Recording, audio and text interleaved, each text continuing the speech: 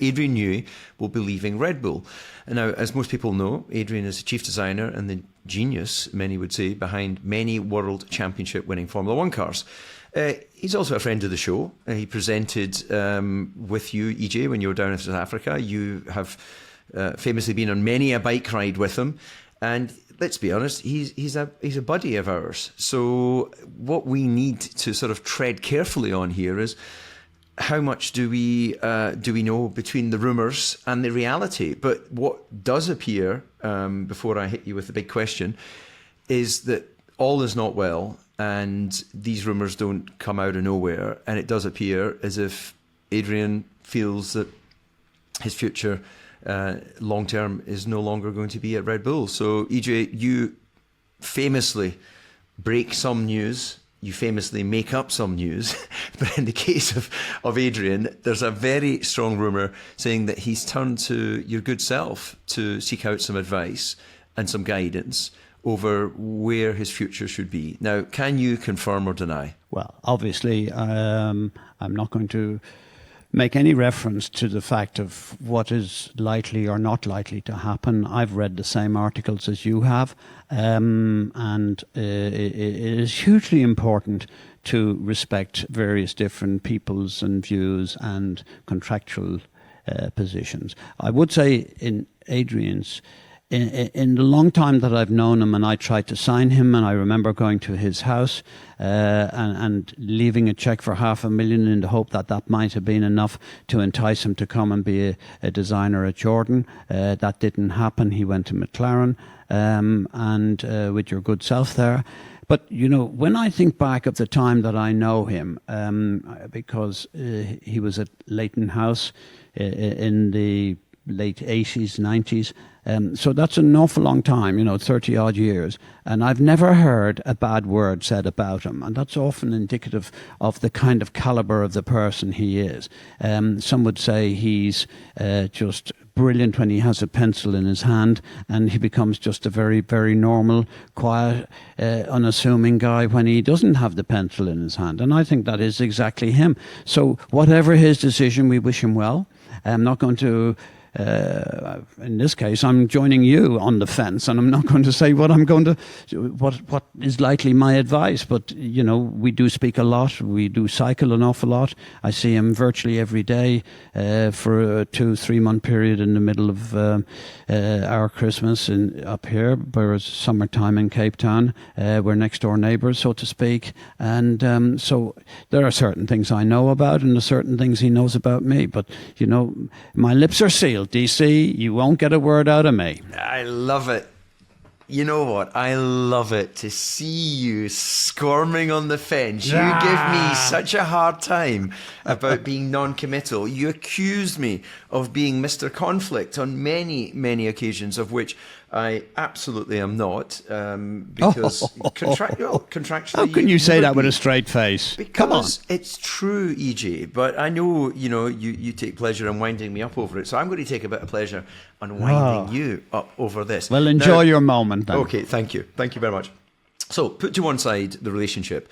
Let's just look at it like any other scenario if we are sort of looking at the pros and cons of where people could go, irrespective of whether it's a driver or whether it's a designer. Would he go offshore?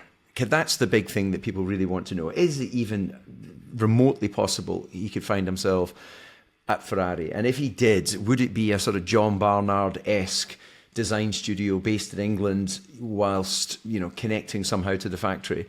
Or would he do a Ross Brawn, head off, buy a house in Tuscany while his boat's being finished, and see if he can be part of, the DNA of Ferrari, surely the biggest name in motor racing? Well, look, if I'm being honest, all the time we're cycling, and there wouldn't be any professional or interference or looking for knowledge. This was just idle gossip as you would stop for a coffee. And I think he's done 18 years, but he's been employed pretty much full on, flat out, with masses of pressure, starting at Leighton House and then obviously the Williams things, and then going on to McLaren, and then being with you at Red Bull. Remember that he's been in Red Bull under constant pressure.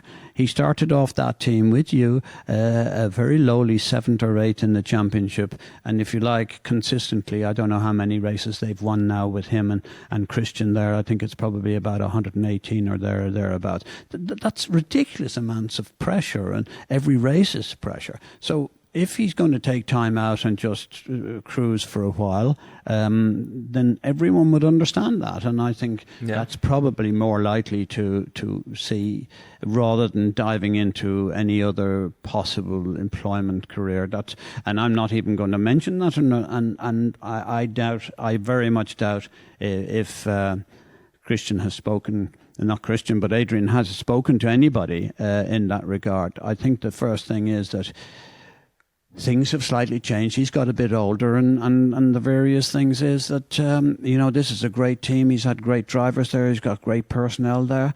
And he sees that, he probably should and would look to the future about a change of life. And I'm sure that conversation is still going on with Red Bull, but I am certain that the people in Red Bull, and Christian in particular, who they were joined at the hip for such a long time, that things have got busier for them and different things and different pressures. So I can understand if he's looking for a little bit of time out. What I think is remarkable, actually, rather than, because like everything nowadays is like breaking news, it's always, sort of, released as if it's a tsunami or something that, world-defining event. It's obviously, in terms of the sport, it's big news when anyone decides to move, whether it was Lewis going to Ferrari or whether it's Adrian allegedly stopping working with Red Bull.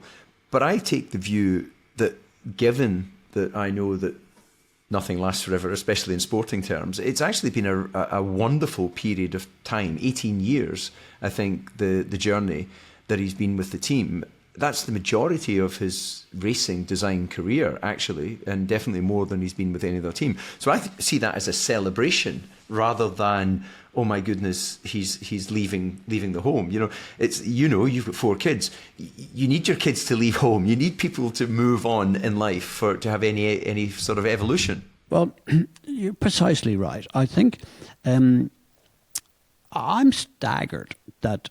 And it shows the measure of the man and the way maybe Red Bull is run, because for the size of it and the thing, it is still a family union, family bond. And that goes to the heart of it. The Austrians, for example, with Didi Mateschitz, when he was there, he created that atmosphere. Of course, it's different now because you've got Thai and the Austrians. It's very much a situation which has unfolded that there's no one big principle there. I suppose Christian is probably the major talking point. And whereas Didi was he was a shy man, but he was very influential in how the team was run. And you would know that more than most because you drove there. However, so they're not a manufacturer team. They still have different engines, whether it be Honda, which is what they have now, and whatever they're going to in the future, of whatever it is. We hear about Ford, and so that will be their connection. So as a full-blown manufacturer, what they've achieved in this time has been remarkable. Please remember that this team they have won, what is it, and very likely to even increase on that number with the way Max is running at the moment. But they've won 7 titles and then 6 other titles between constructors and drivers. That's 13 championships, 117 wins or 118 wins. It's just freaky, isn't it? It's unbelievable how people can have the attention span not to get wavered in that area. And I applaud people like Adrian, like Christian, and all of those people who are able to go the distance and stay the distance, because that in itself is a mighty job. You cannot expect people at this level of pressure to be able to stay unified together, which the Red Bull people have. Yeah, absolutely. Well, that's the way I look at it. And of course, we wish Adrian all the best in whatever he decides to do. And we'll look forward to getting back on the podcast when the dust has settled and you'll be able to get off that fence, EJ, and tell us the way the story really unfolded.